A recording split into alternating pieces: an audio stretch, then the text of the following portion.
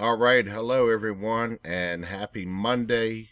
It is now March 1st, and we are beginning our second week of this Lenten reading through the books of Samuel. Today, covering chapters 11 and 12. However, before we go into this week, we'll make a quick recap of our previous reading. Saul had been anointed to be king. Um, there was those who were supporters of him, and he already had some detractors, some doubters. Remember, he had good attributes, tall and handsome, but yet he was hiding when it came time to present him. And so I believe I made it ask the question last week. We're left to wonder, how's this trifecta going to work? There's God, there's Samuel, and there's Saul. Is there going to be some competition? Is Saul going to help Samuel and now take the pressure off Samuel, who, remember, Samuel's sons were helping him, but they were doing a poor job at it? So we're left with all of these questions. Well, now we're in chapter 11. And wouldn't you know that Saul has an opportunity right off the bat, it would seem, to build his name, to build his rapport, to create a certain reputation. There's regional conflict that's arising. Nahash, the Ammonite, is preparing an army to march against Jabesh Gilead, and to march against Israel. And, the people of Israel are concerned about this. Evidently, they must believe that the Ammonites have an advantage. They've got a new administration, a new king. They've never had a king. He's not proven. How might all of this end? Well, it seems at this point, Saul's role is still somewhat limited. He's doing other things other than what we would expect to be the traditional tasks of a king. And he's going to find out about this secondhand. He's going to see people of the community are growing concerned. They're in mourning. They're worried about their own welfare. And Saul becomes very concerned. If you're supposed to be a king, you're supposed to be attentive to your people's needs.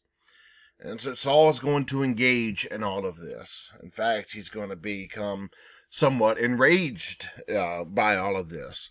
However, our narrator's careful to note in verse 6 that it's God that is with Saul. He's not operating independently of God, but with God. And so he's going to demonstrate his leadership abilities at this point. He's going to send a message out to the people. And it's time to get behind me.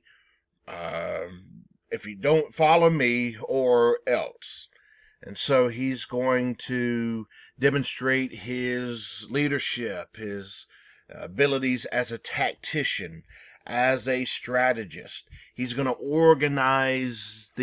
call up an army, organize them in a certain way, and he's going to preemptively attack the camp of the Ammonites at morning time.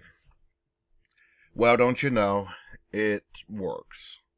And so, in a sense, he is very much validated.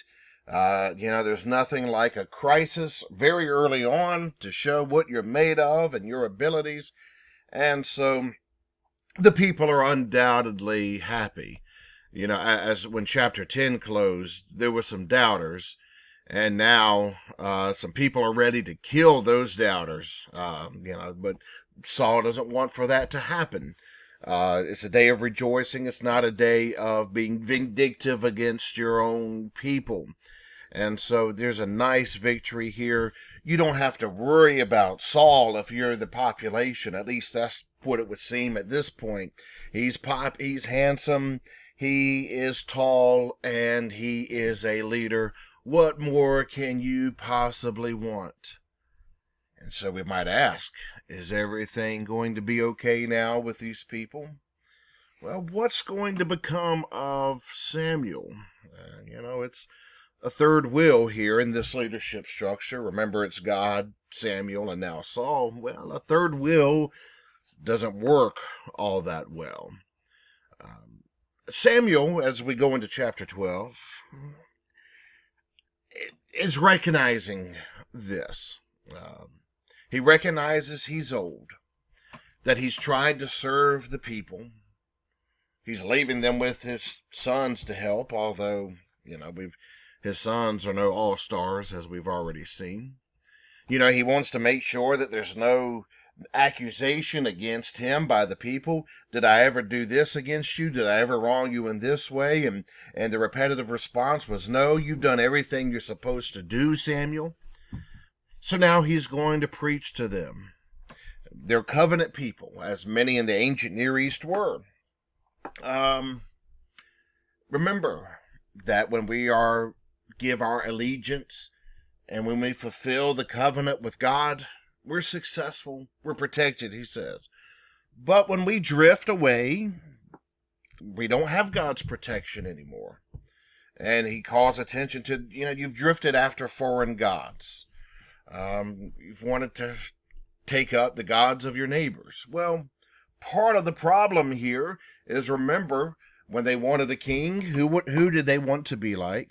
Well, they wanted to be like their neighbors and have a king, so they looked like everyone else. And so I don't think Samuel has ever really gotten over this. He felt rejected. He acknowledged that to God. And, it's rejection's hard to get over. He's going to perform. There's going to be a powerful sign here to remind the people to ally with God. You've asked for a king. Now you have a king.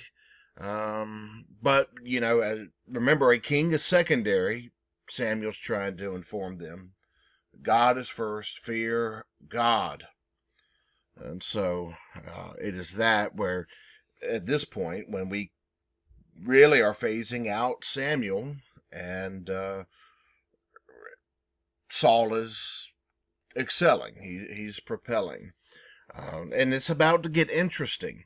To this point, the letters are called Samuel, but it has little to do with Samuel. This has all been foundational to set the stage for the real, to ascend to the peak of the book. Samuel's just a character in the introductory phase. And so it's about to get interesting for these people, and we'll begin to see some of that in tomorrow's reading. Okay, until then, take care.